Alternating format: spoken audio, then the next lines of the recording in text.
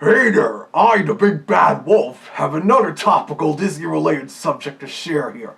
I'm sure you all remember last fall when John Lasseter, co-founder of Pixar and the then current head of Walt Disney Animation Studios, was accused of sexual harassment, particularly with women working at Pixar.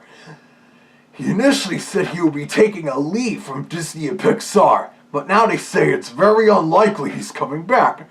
I can't believe what an unfortunate trend this is nowadays, with sexual harassment accusations with people in the media since last year. I mean, it happened with Chris Savino, creator of Nickelodeon's The Loud House, and it happened to John Lasseter, the Ren and Stimpy guy. In fact, here's a short preview of an upcoming 3D Movie Maker short where Ren and Stimpy react to the news. This is the light. Yes, Stimpy. Hey, how about some TV, Ren? And now for another animation news update. The creator of the famed Nickelodeon cartoon Ren and Stimpy, John Lasseter, has been accused of sexual assault and harassment. He has been reported to have slept with and harassed teenage girls that he promised a career in the animation field. No!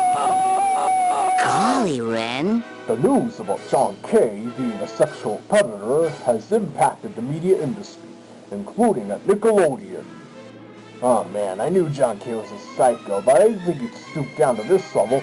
We're gonna have to practically erase Ren and Stimpy from our history.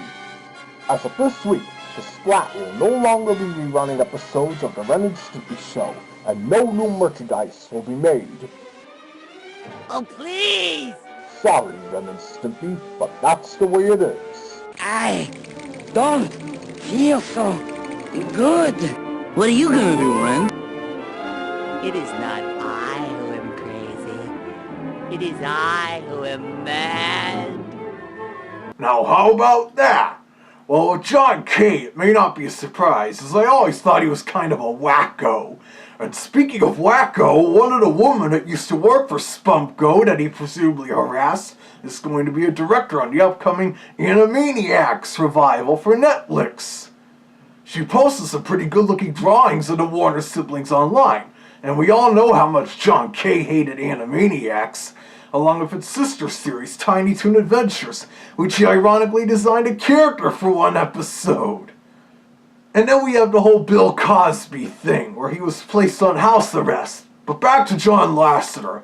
Apparently, despite being practically having been the king of theatrical cartoons since early last decade, I've heard some pretty unkind things about him. He'd often drink heavily at company parties, and he'd bully and belittle other people working in the animation industry. And he'd be even worse when drunk.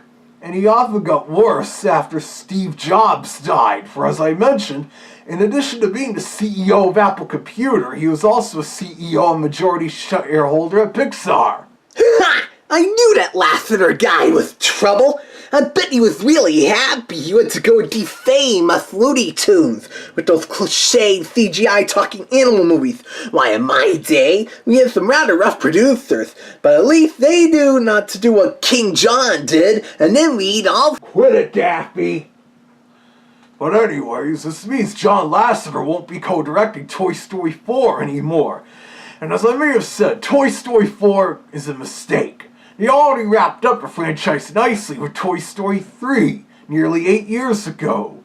But now Disney and Pixar are treating Toy Story as another typical CGI animation franchise cash cow. But the first 3 Toy Story films are still some of the best work Pixar has ever done. And we also have the hilarious YouTube poop in the first film, Toys Gone Wild. Won't be surprised when Toy Story 4 eventually comes down video after the theatrical release. Someone does a YouTube poop of that. But the first 3 Toy Story films, let's see, with John Lasseter leaving, Bob Iger is considering having either Jennifer Lee or Rich Moore run Walt Disney Animation Studios, which would be good choices.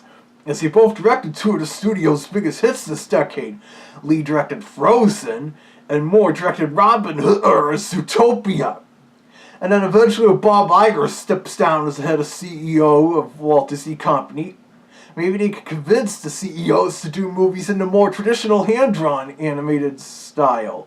Or at least in shorts. That could still wow people. A hand-drawn Disney animated short before a CGI Disney animated feature.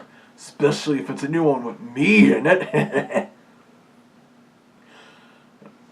But I heard Disney intentionally sabotaged that Winnie the Pooh movie from 2011 and made it do poorly because the main management didn't like the hand-drawn look. And were like, oh, it bombed because it was hand-drawn. That's a bunch of malarkey. The Princess and the Frog performed better. It was definitely better than performing than Bolt or Meet the Robinsons, but it was not the big hit Disney hoped. Most likely because it had to compete with James Cameron's Avatar, and quite a few people just dismissed The Princess and the Frog as being a crummy little girls movie or something. Well, it's much more than that. But to be fair, as I said, even if the newest Disney animated features are all CGI and stuff, they're still unmistakably Disney in terms of storytelling, music, songs, and characters. Take Tangled or Frozen or Moana, which are their Disney princess titles in the Disney Classics canon this decade. Despite being CGI, they still have that old school Disney feel to them, like the Gold and Silver Age classics, and the best features of the Disney Renaissance in the 90s. Even Zootopia still feels like old school Disney in a way in terms of story and characters, even if it does remind me a lot of Robin Hood. But director Rich Moore said that Robin Hood was one of the influences in Zootopia, which would explain it. Meanwhile, Pixar has been hit and miss this decade. Seems they peaked with Toy Story 3. In fact, 2015 is a perfect example. Inside Out was a very big hit and their first big hit in a while, while months later, The Good Dinosaur became their first bomb. And now they got sequelitis as if they were DreamWorks.